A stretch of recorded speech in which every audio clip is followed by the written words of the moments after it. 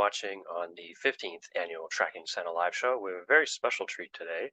We're joined by Jamie Robertson and Andrew Karalis, former members of the early days of the NORAD Track Santa program, to talk about bringing that program on the internet and kind of the work they did in the early 2000s and in the late 90s to set the foundational work to what the program is today. I spoke to Colonel Shoup several times, actually. I got to meet him and his wife and reminisce about how it unfolded back in 1955, was when that first call came in. He couldn't recall whether it was a girl or a boy, but it was definitely a young kid that was thought he was Santa. And of course, it was the Sears, local Sears store in Colorado Springs, as you guys know this story, but that had put a phone number. It's just a 5-digit phone number back then. And it turned out to be, they'd made a mistake with a number, and the number happened to be the Continental Air Defense Hotline, which all the numbers.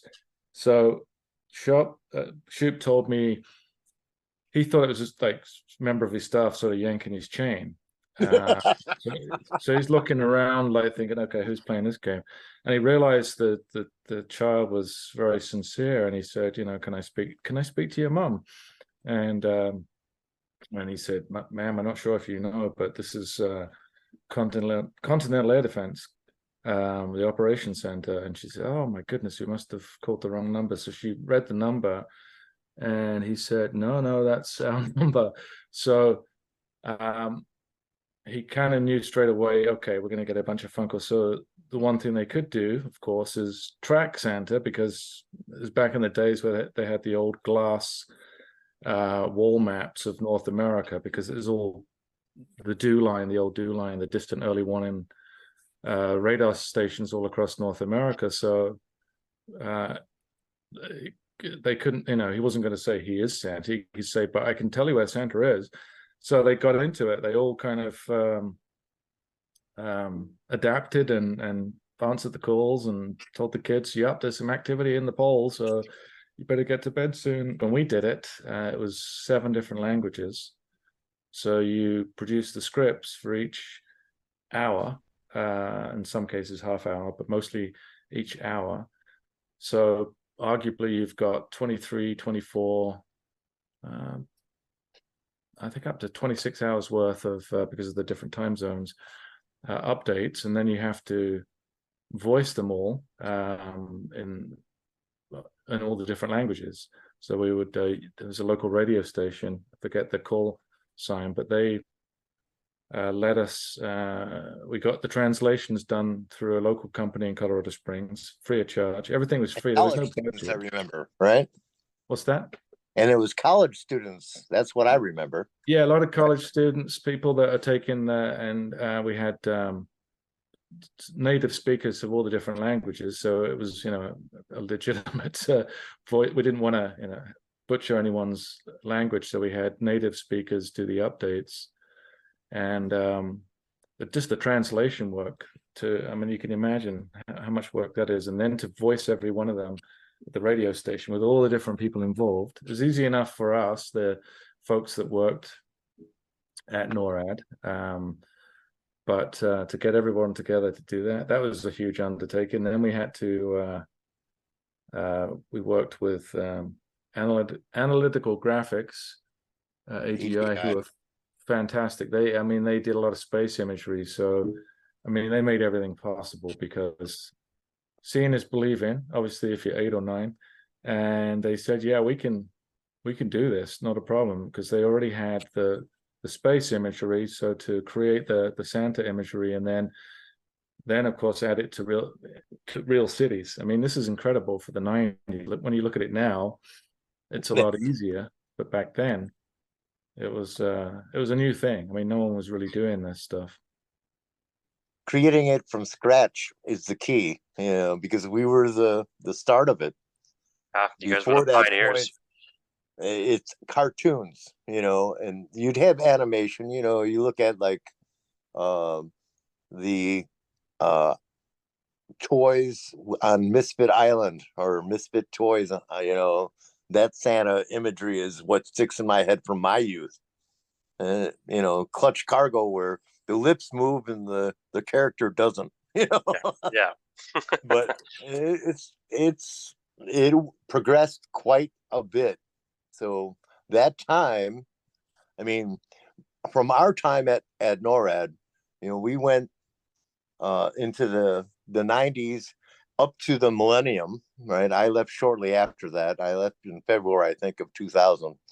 So, you know, and there was a big thing to do with, you know, the clocks and the computers and going from 99 to 00, you know, will the computers crash? So that's all tied into the, you know, the technology boom, I guess. You know, computers. When I started in the Navy in the mid 80s, you know, my first computer was at my first duty station. It was an old Zenith 248, you know, with floppy disk drives. You know, and then my next duty station, I was in Iceland and I had a Mac, you know, with floppy disks, but they were the smaller disks.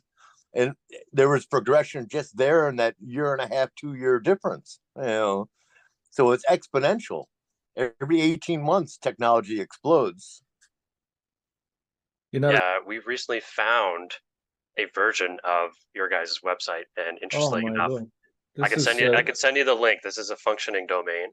if you can, I'm just showing my wife Yeah, this. so She's you never obviously seen. you guys can see your credits in here with all of your colleagues. Oh wow, that Yeah. I found. Look at that. Internet Archive. Yeah, that is very touching. Yeah, so it looks like this was the site for 2000. 2000. Okay. Yeah. Yeah. No, this is 98 right there. and wow, this is means a lot to see this. To be honest, Yeah, Right. I'll definitely send you guys. I'll send you the link. It's listed under a Toby.com. I don't know if there's any significance to that, but it seems fully functional. I mean, obviously, all the flash and the old Wow. videos don't work anymore. But Okay.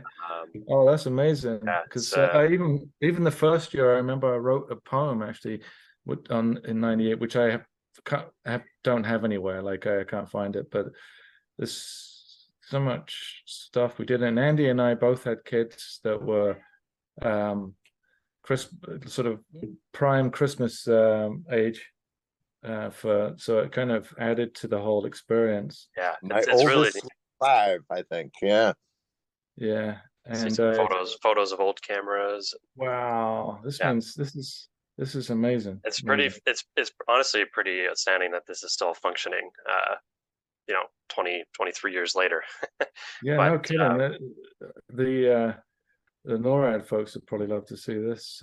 yeah, I did speak to them. I got a call when I turned 60, and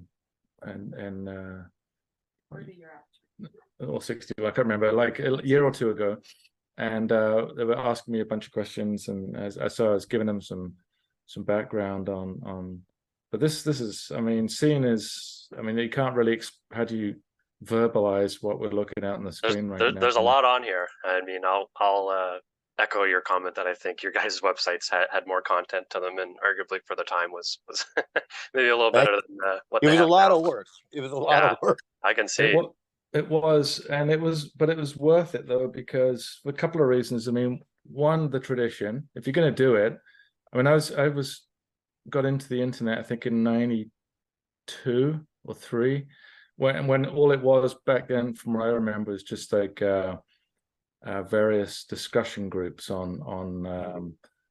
It was kind of like pre Twitter, but similar, like where there were groups focused on specific topics. So it's very archaic, but nevertheless, I saw the potential back then. And then, of course, it started to pick up steam as we went through the '90s. And then by the time I went to NORAD in '97, it just struck me as an obvious, like, that we got to take this thing onto the internet. I mean, it's nice. The basic tradition is great, but the internet, I mean, you can do so much with it. And when I spoke to Analytical Graphics, I mean, they were so up for doing it, even though it probably cost them like well in excess of $1 million, I think. All the millions. Yeah. I mean, Wow. I did a calculation, I forget which year, but it was about $5 million worth of support that we got for free through whether it was America Online, IBM, Analytical Wow. Graphics, GlobeLink Services, you name it. It was I had no budget. There was zero budget. There was no like NORAD track Santa Claus budget. We had a coffee budget. We had a coffee budget. Yeah, well, I We remember had coffee every day together to discuss it. it was that's what made it so remarkable, because you get the odd person saying, well, what a waste of taxpayers' money. It's like, well, there are no taxpayer dollars going to it, which made it even more special. So could each of you explain how you became involved with NORAD and ultimately how you became involved in the NORAD Track Santa program? Sure. Well, you were there before me, Andy, I believe, right? When did you get I came in, I reported aboard March of 97. Okay.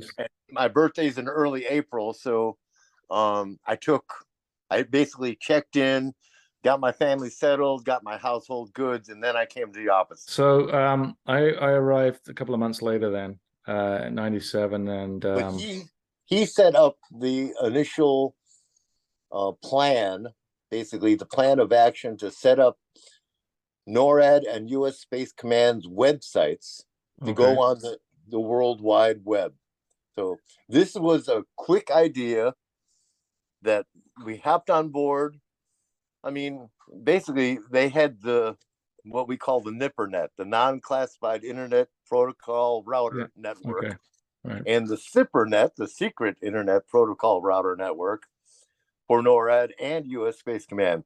So I got thrown in. I got to be the manager of all these unit websites that wanted to get up and running, plus set up the headquarters NORAD and U.S. Space Command website. So I'm learning on the fly. Jamie comes in and we sat down for coffee every morning. His desk was basically a kitty corner, or was it right across from me? I don't remember now. But we would say, oh, you're right across from me. And we would sit and discuss, well, how can we do this? What do you think? And we'd bounce ideas, and I let him know what I'm doing, what my capabilities are. So then he went and talked with other people, and God bless him, because if I had to add that to my schedule, I was doing the space catalog with 55,000 different things we're tracking in space, and update that daily for sure. There was not a lot of spare time, that's for sure. And the office is so tiny, like we're all crammed in there. It's an old sort of Brady Bunch era building. It's so we're all sort of, I remember a lot of extension cords plugged into extension cords and so on. Yes, but we did. But it was anyhow, so those are the very early days, and that's actually good to hear. I'd forgotten about that, Andy, so that was kind of cool. I mean, this is summer of 97, and just to start the process then and turn it around in time for Christmas, it's amazing actually that we got it done, to be honest, because there's a lot of moving parts, to say the least. But that was my strength, I think, was the project management side of things. Just and plus my background was in television and journalism, so the writing aspect was my thing, and the visuals. But it's a matter of how can we do it. So it's certainly a testament to how fast, once you guys did get it on the internet in the 90s, that it really blew up in a sense. And I mean, the work that you guys put in to get it on the web was so foundational for where the program is now. I mean, you look at the program now and technology is advanced, and we have the world of social media, but at the basis of it, it's basically the same format that they've continued to use because it works. And ultimately it's about delivering the wonderful Christmas tradition. But you guys have certainly laid, I think, the groundwork for the program to go as far as it has and beyond. Laid a good foundation. It was an act of love. So no, really, seriously, we put it together. We wanted to make sure it worked, so we would run tests to make sure the programs would run. High risk of not wanting to fail. Like it was not an option to fail. I mean, that would have been a complete disaster. I mean, nothing worse than You don't want to disappointing disappoint the kids, kids. right? Yeah. So that's why I think all the work went into it, and I'm proud of all that work. I mean, I remember we would get contacted by parents, and we would read some heartbreaking stories, of children who were sick and so on. And I remember there was this one kid. He'd been adopted as a baby. He'd been born with a condition that was life-threatening, and I relayed this to General McDonald, and unbeknownst to me, at Christmas he'd gone down to Texas to visit, I guess, family friend. He drove out of his way several hundred kilometers and dropped off some gifts from NORAD, including some chocolate coins, because I received an email from the boy's mother saying, "Oh, I got the coins." And coins, I had no idea what she was talking about. And because General McDonald is not the kind of guy that would have said anything, he just did it, Wonderful time, such great memory that will live on until the day I die. That we helped put this together and put it out for all those millions. And I say that flabbergastingly, that millions have enjoyed through the years. I mean, YouTube videos, because you voiced as well. I remember the first year and the second year, right? Did you do the third year? Yeah, I did all the years. I did 4 years worth, because I'm looking at the scripts and I see myself. There's videos all. I mean, there are Betacam videos. The videos we sent out were all in TV format, ready to roll, and it would be the hourly updates with a script that went with each one, so it would be very user friendly. And it got picked up. I know I mean, we'd stopped checking into how popular it was, I think, like maybe the second year, because it was just being picked up everywhere, and it's great. It's great. We had our noses to the grindstone, just getting it done. But the amount of exposure was just immense. I mean, you name the country, it pretty much, certainly all the English speaking world, but it went way beyond that, because we had it available in the different languages. But the stuff that you guys have done with covering this, I mean, you said it's been what, 15 years now? 15? Yeah. We technically started in 2008, but then in 2009 we kind of formed our first live show, and to our knowledge, it was the first kind of live stream. I mean, the internet was up and going by then, but the kind of live streaming aspect was still very early in 2009. So you're innovators too. Sorry? You're innovators too. Yeah, well, I appreciate that.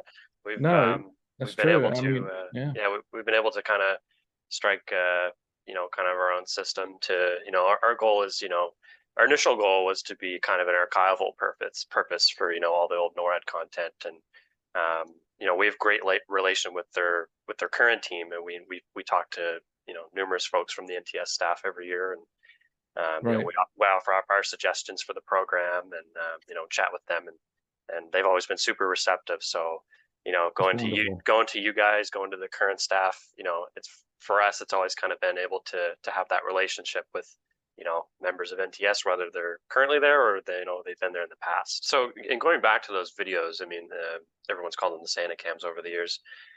How did that originally come up as an idea? Was it on your guys' end to just as you say, seeing is believing, and kind of boost the quality of the content and add an extra piece to it, or how did that develop? Because that's become a foundational part of the program. Right. Well, AGI, analytical graphics. I remember shortly after getting there, I was talking to them, and in the conversations with them, because they did space imagery,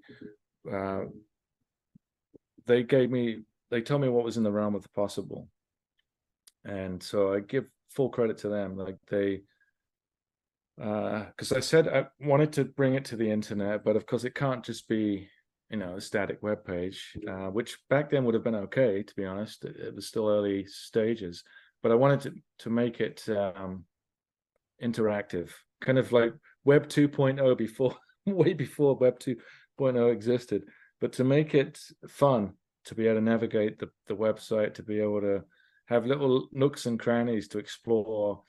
But when it went live, then it had to have content. What was remarkable is how it was a success year one. And that was really an experiment to see, you know, is this something we can do? Would this be popular? And of course, the answer was, hell yes, it's popular. So 98 was when we really expanded it to all the different languages and did it properly. And all the credit goes to all the folks that worked there, to AGI, to IBM, to AOL, I mean, and the translation companies, the students that gave up the time. I mean, it was the radio station. It was a huge list of people that made it happen. And it was really, my role really was just, I think, leading the project. And that was something I enjoyed doing. But there was so many people doing work, the various aspects to bring it together. So it wasn't one person, wasn't one organization. It took many hands. And I even had we had a space.com got very really supportive. I remember having a conversation with Sally Ride when she was there, and we had all these different, like the NOAA, the Atmospheric Administration, the various agencies, even NASA, all these guys wanted to have a role, like to play a little bit a part of it. The White House, of course, our respective, the Pentagon, the headquarters in Ottawa here for the military, but also the Prime Minister, the President, and so on. It just went all the way up the chain, where everyone kind of wanted to play a role. You had Pentagon was briefing reporters on when we started tracking Santa, and I mean, there's so many aspects that even I wasn't aware of, because you had so many different people and organizations jumping in to be part of it, because it was seen as a joyful, that one time in the year where everybody could kind of focus on something that was joyful, pure, I guess, in the sense that this is Santa, it's about kids, and all the networks that, I mean, they gave so much airtime to kids needed to know where to go, right, to see where do I find this website. Well, it was TV stations, radio stations, all the newspapers that ran articles across the world. I mean, if you calculated the amount of exposures, hundreds of millions of dollars worth, right, around the world. And but it was all for a good cause, and that's what made it special. It was dynamic. I mean, it was as close to being live as it could be. Yeah, it was. No, it heartens me to see that the tradition is alive and well, but also just, I mean, that what you showed me, the website you showed me, man, that's just, I find that profoundly touching, to be honest. It's I knew you guys would appreciate that. It means a lot. Yeah, I can't thank you enough for that. That's like getting a greeting card for Christmas. You know, that's bringing back some memories. Yeah. You know, we worked together. You know, I wholeheartedly. Jamie is the brains and the heart of the operation. Huh. I was probably half of the heart, I guess, but No, we had all those other missing pieces, you know, the arms and the legs from all the different entities, and they all hopped on board wholeheartedly. They wanted to do this. They loved to do this. And the kids are the ones that were the recipients of this joy, of this dynamic web experience. Yeah. No, I feel honored that I was there to do it. I mean, if you know, if it hadn't been me, someone else would have. I mean, it's just a natural thing. It's like, yeah, the internet, we got to do this. And I think back, that was a magical time. And yeah, so I'm really, thanks Braden and your crew for keeping this alive and tracking these things down, because you know we also moved on doing our real jobs, as it were. I mean, this wasn't, you know, I had a real job to do full time, as did Andy and everybody else. So we all kind of chipped in to make it happen, and all sorts of after hours work that was done, that's for sure, to make it happen. But it was all worth it, you know. I mean, just the one email from a grateful parent, and we had so many thousands of emails, and it meant a lot. Like, that feedback meant a lot. And there were a number of times when there were tears shed, let me tell you, in that room.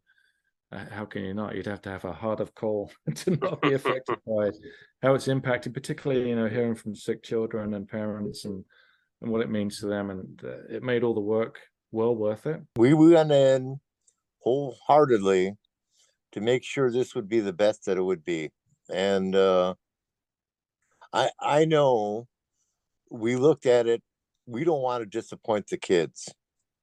Honestly, that's how I looked at it, actually. But I think Jamie did the same, because we both had children, young children at the time, and we wanted to make it good for them and good for the rest of the kids around the world. You know, little did we know that it would be that big.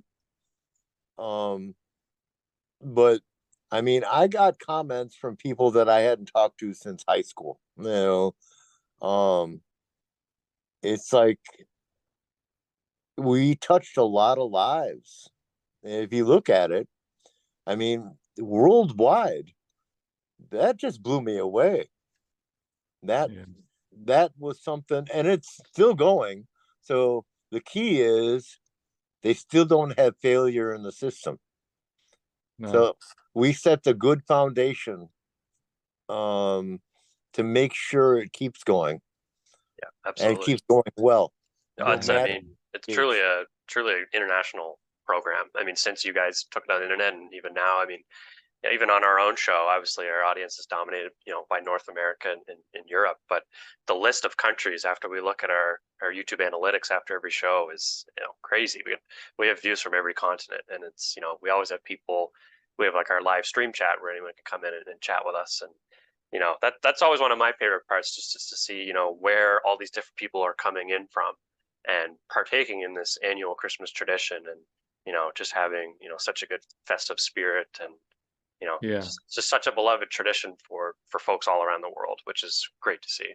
I know Colonel Sharp's gone now, but he was him and his wife. I mean, they were just lovely to meet and talk to. But he was so stoked, basically, on the fact that we were expanding it to the internet. He was just thrilled, and very supportive, and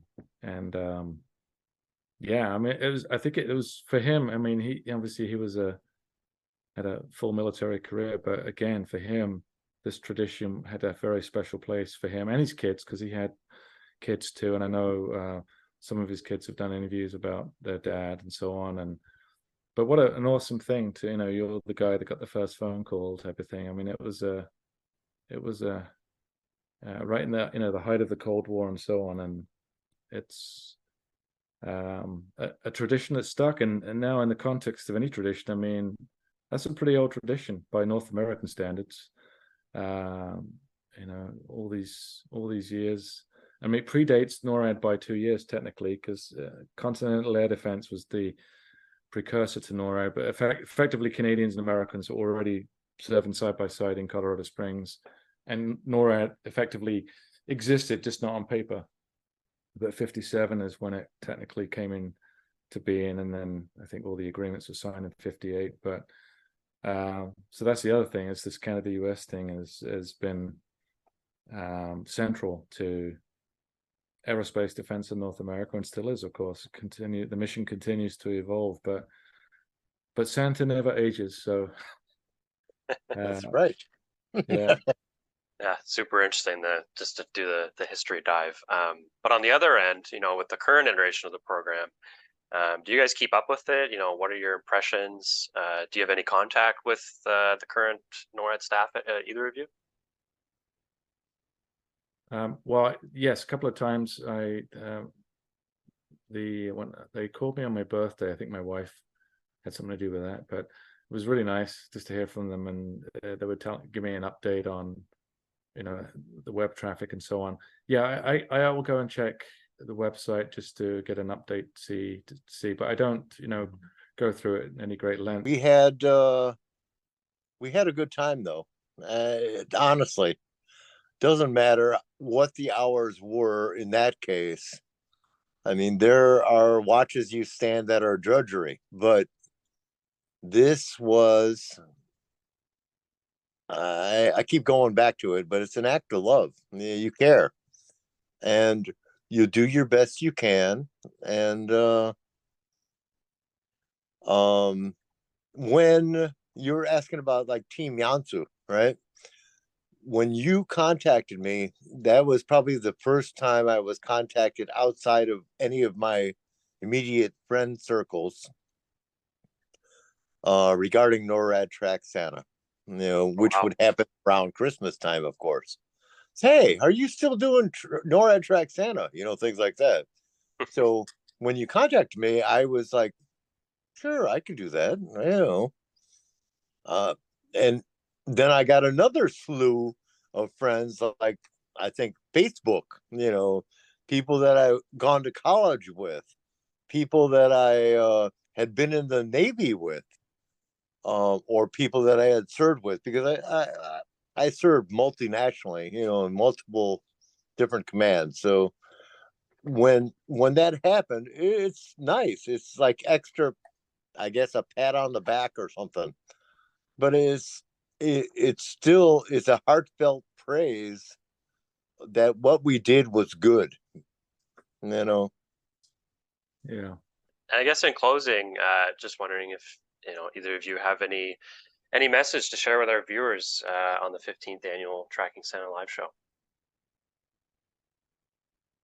Well, go ahead, Andy. Fröhliche Weihnachten. Links Mukuliedo. Doesn't matter what language you say.